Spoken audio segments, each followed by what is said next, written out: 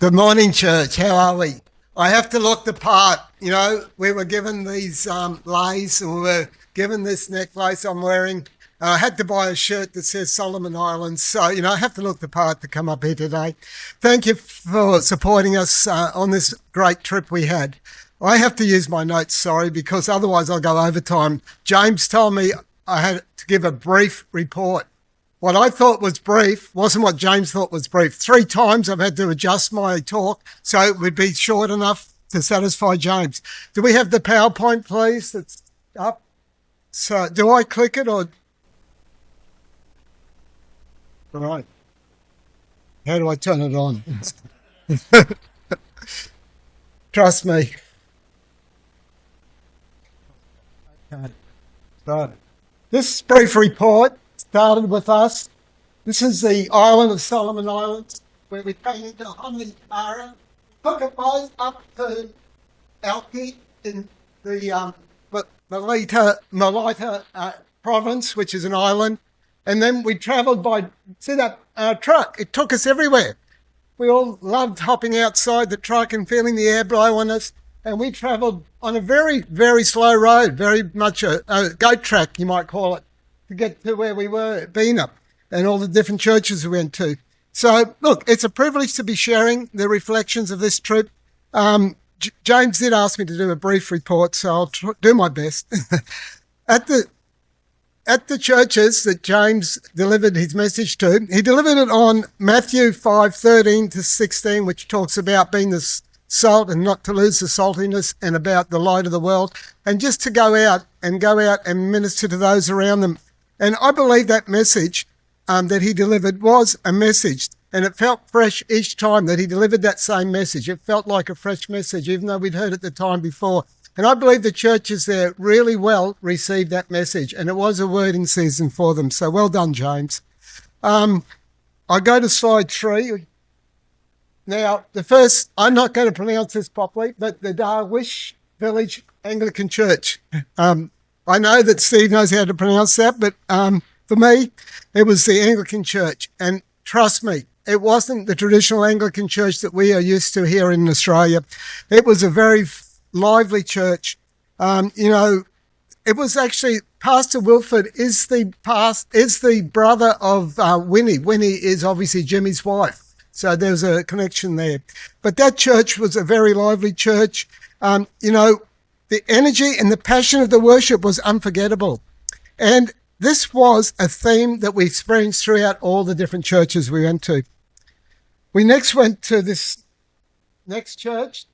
You can see it's a very basic type of building, and most of them were very basic. But this was the Namoluluga Village Church.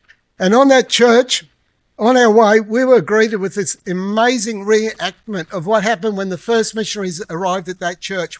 And you saw that on the video where we got surrounded by those warriors with all their weapons and threatening us. But we moved into the church, and then it changed into a joyous time where they were singing with joy and gratefulness. And we felt so privileged that they went to so much trouble for us. They laid these leaves over us, and they just treated us like royalty. And we didn't come there for that, but that's how they treated us. And most of the churches that we went to were very hospitable and very welcoming to us, and it was a great thing. So our team had the pleasure of leading the children that night into song, as I think Sandy would have said, and Courtney. And that the biggest treat to them all was seeing Cerise play the drums, because it's very much a male-dominant thing for the males, as someone said before about, the musicians being mostly males. And so that really brought a lot of interest. This church here, run by Judah Frank, it's a growing community. You can see they've built a new church over top of the old church, and it's to expand their church because it's a growing church. And, it's really a sign of God's work there that's, growing the church. And we saw that a few times with churches growing. The Faru Church. This Faru village, we worshipped late into the night, and the team will all remember that because we didn't get home till about midnight that night. But, it was a great time. James delivered an excellent message that night. But then the singing and the worship just went on. And even though it went on and on, you just got caught up with it. It was just such a lovely feel to be there, and they really taught us a lot about worship there. And, we really enjoyed our time there. Did we go over? Yeah. We went back to Alki. Alki is the main capital of the, even though you're in the capital, it doesn't feel like a city. It's not really. It's like a town and spread out. But back in the church there, one night we went to the Alki Central Church. The next night we went to Emmanuel Church. Both places welcomed us, warmly welcomed us. It was such a nice feeling. It was interesting at Emmanuel Church. You can see this guy here. This guy here. He's just so joyous in the way he's worshipping God in dance and in the way he worshipped God.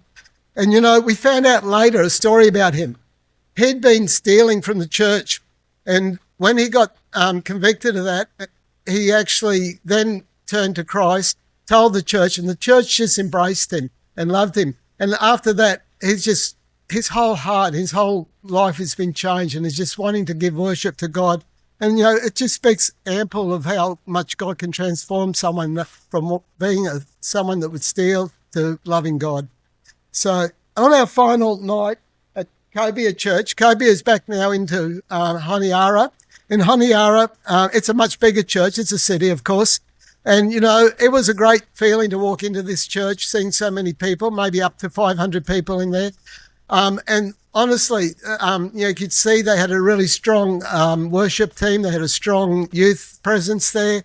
And, it was an amazing feeling. And they even had live streaming. So, they were, they're still behind in many things, but they're still advanced as well from where we'd been with those village churches. But the biggest treat was after the church. After the church, we were given this feast, and it was a feast. And look, many of the churches fed us. Most of them fed us. But, these are about 13 or so women that put together such an amazing meal for us and did such a good job of doing that.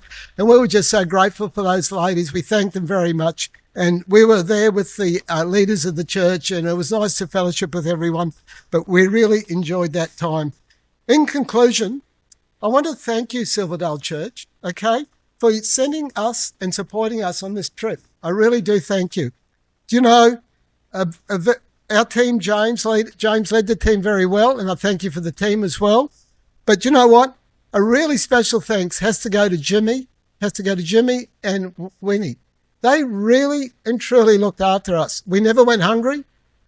We were transported everywhere. Every place we went to was fully organised by Jimmy. And I'm glad we're supporting Jimmy. It's opened my eyes up that Jimmy is really doing something worthwhile, and the worthwhile church for supporting him. Thank you, church, for doing that. And thank you, church, for sending us. Amen.